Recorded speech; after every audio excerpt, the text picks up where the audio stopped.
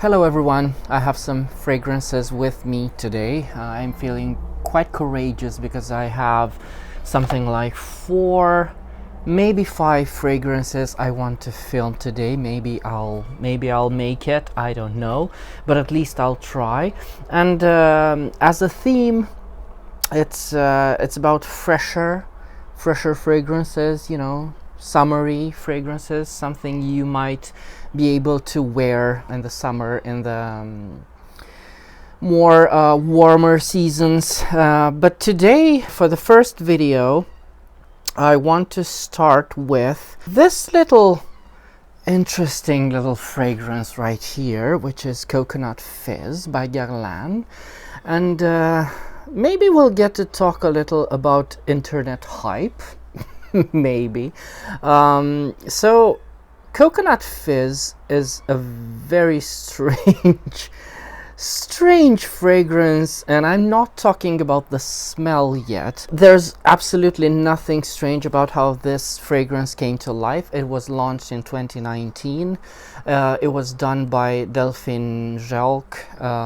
If the information I found can be trusted, and it was promptly discontinued in 2022 when the wave of discontinuations, 2021-2022, that's when the waves of discontinuations started to hit Guerlain, when they rebranded everything, changed everything, and a lot of fragrances did not make it, and I'm sad to say that Coconut Fizz is one of them. However, there are so many fragrances, and together with Coconut Fizz there were so many fragrances that were discontinued everywhere. However, they were still, and they are still in 2023, able to be found online somewhere. I can only think of Terracotta Le Parfum when I say this, and I bring this up because I think there are some similarities between the two. You can still find them, and if you try hard enough, you can find them quite decently priced. But this is not the case with this with this thing right here. This was not the case at all. I don't know what happened, but as soon as I heard it was discontinued, this is how I work, and I'm sure this is how most of you, well, not most of you, but many of you do it as well. Those who are in this hobby of collecting fragrances. As soon as I hear a fragrance has been discontinued, I start, well, not any fragrance, of course, a fragrance that I have an interest in. I try to search for it online, and as a joke, I've recently thought of this crazy kind of reasoning, rationalization would be a better term. I'm not buying fragrances, I'm rescuing them. So yeah, so I started looking for this, and it was already too late. I couldn't find it anywhere. If I found it somewhere, because there were places you could always find it on eBay, but it was already ridiculously priced. It was ridiculously expensive. You could find it before discontinuations, because I'm guessing nobody bought it. You could find it for 50 euros for the 125 milliliter variant. At its most expensive, and now it was past 100 euros for the smaller bottle, and it was insane. I didn't manage to find it after a year, and I am thankful to the very nice person who sold it to me. And now I want to speak about this strange phenomenon, because it was a blind buy for me. I hadn't smelled Coconut Fizz before. I didn't know what this smelled like. So as a blind buy, when this came to me, it was, I didn't know what to think when I first smelled this, because I opened it up spritzed it, and I thought, well, let's see what the fuss is all about. And underwhelming is the term I would use, just because this is, again, it's the case of another fragrance that's so terribly, it's not described well in terms of notes. It's not what you'd expect when you see the notes and then when you smell the fragrance. And I'm pretty sure, if I want to comment on this, I'm pretty sure this is so one of the reasons, or the main reason it's been discontinued, is I'm sure that people weren't buying it because it's not, I mean, it's called Coconut Fizz, but there are next to no traces of coconut in this. Bear with me, because I do like the fragrance, spoiler alert. I do like the fragrance, in fact I like it quite a lot.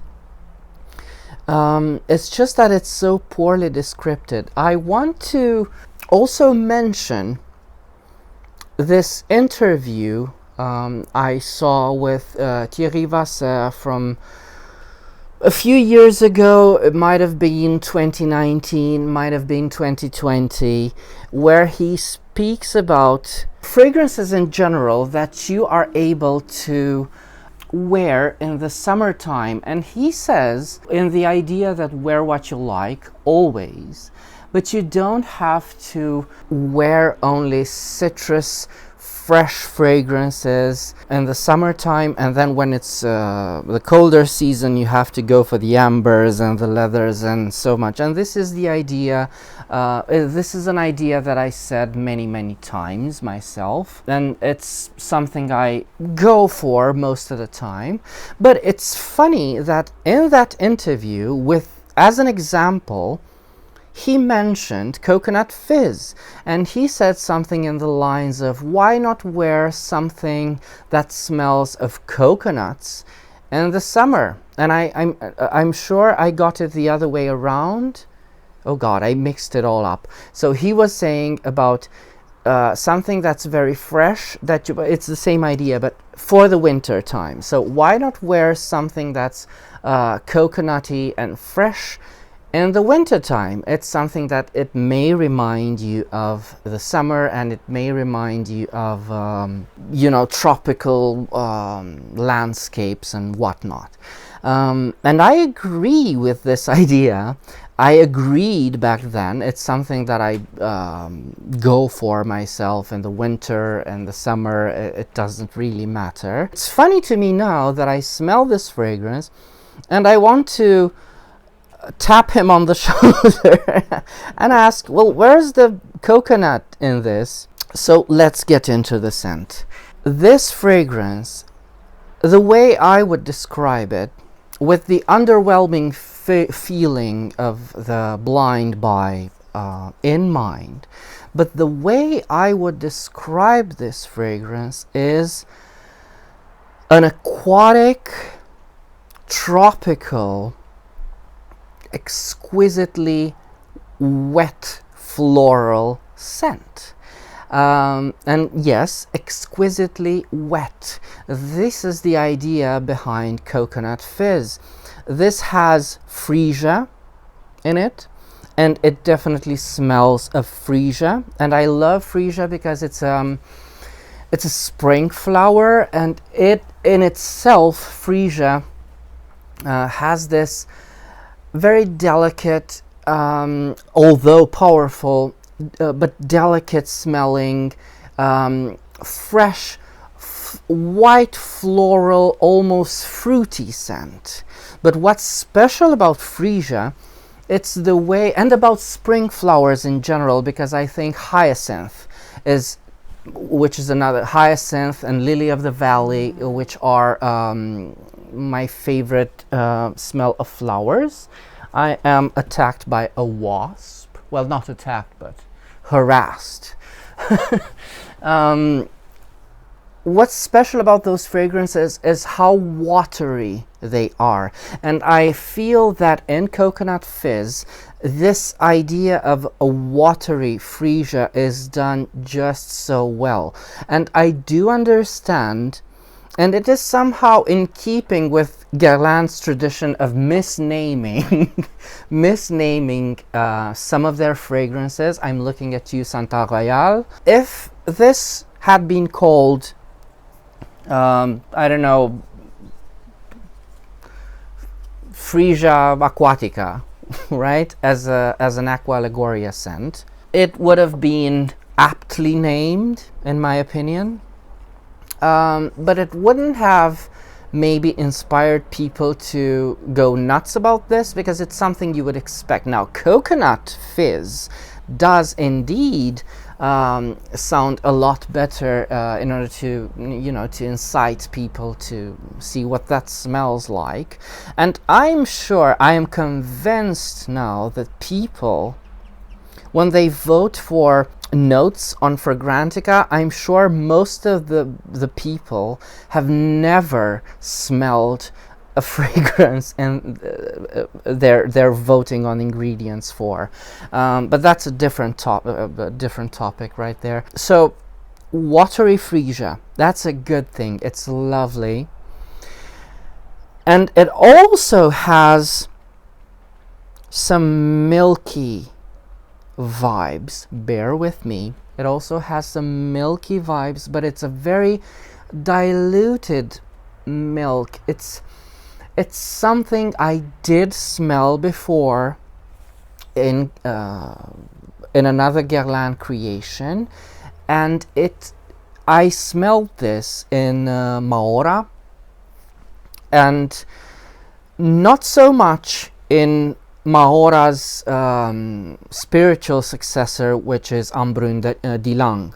But the same idea that runs through Mahora runs through Coconut Fizz. It's that tropical mix between white floral, green notes, some fruity idea, because Mahora has a banana coconut idea, which I think come from the Ylang Ylang, but it's sort of in the same vein. Now, this fragrance does have some coconut hints, and together with that milk, that milky tones, that do come from a sandalwood, I think, because it's a bit green, it's just a bit woody, it's just a bit sour, it's more than a bit, because there are traces of that sour cucumber / watery melon, watermelon, what am I saying, watery melon, watermelon, that kind of betray either a bit of sandalwood, either that watery cologne note, that's CALONE, which is, again, great, very summery, very 90s. This does have some coconut in the form of the liquid, the coconut milk, which is very, very faintly reminiscent of coconuts. It's not hyper-realistic coconut. I would say if you're looking for a coconut fragrance, this is not it. Was I looking for a coconut fragrance? I don't know. I don't know. I was looking for Coconut Fizz. I wanted to smell, to open or to spritz this fragrance and to smell, I don't know, like coconutty Guerlain. This is not it. It's not coconutty Guerlain, but it's subtle and it's beautiful in its own right. It's just poorly named. If you look on the notes on Fragrantica, because I don't have anywhere else to look, because it's not on the main website anymore, you can see coconut nectar, which is okay. If we're talking about coconut nectar, I have no idea what that smells like, but maybe, right? Then bergamot, watery fruit, water fruit, I don't know what that is, but it's definitely watery, as I said. Then you have that beautiful white freesia, which is just so beautifully blended into this fragrance, and without the fragrance turning into a full-on white flowery fragrance at all. It's just part of the whole. Then you have sandalwood and tonka bean, which I guess that coumarin comes with the greener aspects and the fresher aspects of things. Now, it has poor descriptions in terms of what this smells like, and I'm trying to give you an honest idea about how this fragrance smells, so that maybe we can turn away from that internet hype, because I'm sure that most of the people who you know, with the exception of the people who already knew what this fragrance smelled like, bought or blind bought this fragrance thinking it would be this crazy coconut smell. Now, if you want a good coconut smell from Guerlain, that's Terracotta Le Parfum. It's another tropical, a very sunny fragrance, that one. And mind you, the coconut smell in Terracotta is a lot more pronounced. However, it's not as pronounced and as most of you would expect. This is how Guerlain do things when they say, so for instance, Iris torréfié isn't about coffee. It's about the idea of having roasted iris, right? This is how they do it. It's not about coconut. It's about this faint tropical idea of a maybe coconutty smell. It's not even nutty. It's not even that nutty. Although it is a beautiful smell. And when you wear it, as I did give this a few wears, when you wear it, it's quite powerful. I want to say it's not terribly long lasting, it's not terribly projecting. However, it does have this weird staying power on clothing, and again, it's like a second skin, this fragrance. And I want to say this because I've looked for many reviews on this fragrance, and I didn't see anybody liken this fragrance to another fragrance that I happen to like, and many people I believe don't, and this is by État Libre d'Orange, Sécrétion Magnifique. It's about that milky, contrasting green, and I think that also has coconut listed there. I don't know what happened, Delphine Gel. I don't know what was the idea. It's very close to Mahora, that's true, but then again, Mahora has something in common with Sécrétion Magnifique, and that's not a bad thing at all, because that one is a very interesting fragrance, and I do have a separate review for Sécrétion Magnifique. It's not as unwearable as Sécrétion Magnifique sometimes is, because even for me, I wear it very rarely, and that one is a hell of a powerful scent, and I use very sparingly of it, because I sometimes feel very self-conscious when I wear it. It's a bit it does have that weird bloody, well, not bloody, it's you know, it's secretions, it's blood and a bit of sweat. It kind of smells like raw chicken at times, but it's the same, because I think I've spoken about this when I reviewed that fragrance. When you smell a fragrance, you can detect however many things you can imagine in a fragrance. And when I smell Coconut Fizz with Sécrétion Magnifique in mind, I can easily detect that raw chicken smell. I can easily detect that maybe a bit fishy smell. It's about a weird contrast that a green smell has with a milky accord with sandalwood. It's more or less the same thing here. So if you own Coconut Fizz and you never smelled Sécrétion Magnifique, take it from me, they are quite in the same idea, although I do find Coconut Fizz to be a lot more wearable, and there's absolutely nothing disgusting or challenging about this fragrance.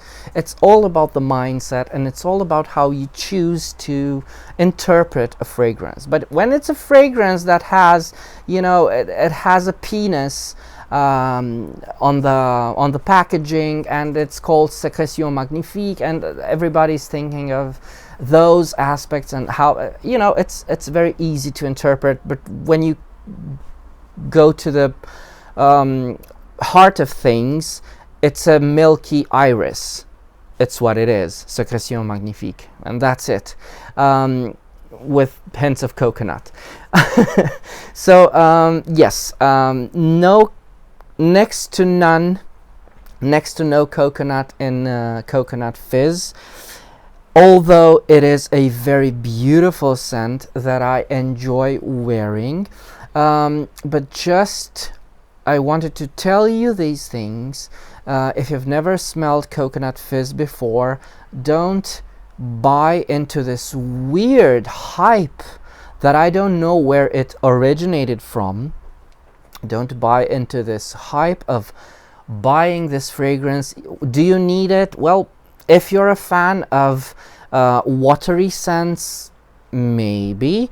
If you're a fan of Mahora and you cannot get Mahora anymore, you might want to try this one. If you're a fan of lightly fruity, flowery, tropical scents, yes. Should you pay eBay money for this? No. No, don't. Stop it. Never. I paid a very good price for this. I paid something like, for the small used bottle, I paid a bit more than 50, maybe 60 euros. And I think it's decently priced for such a hyped fragrance for no reason. But yeah. So apart from that, tell me what you think about Coconut Fizz.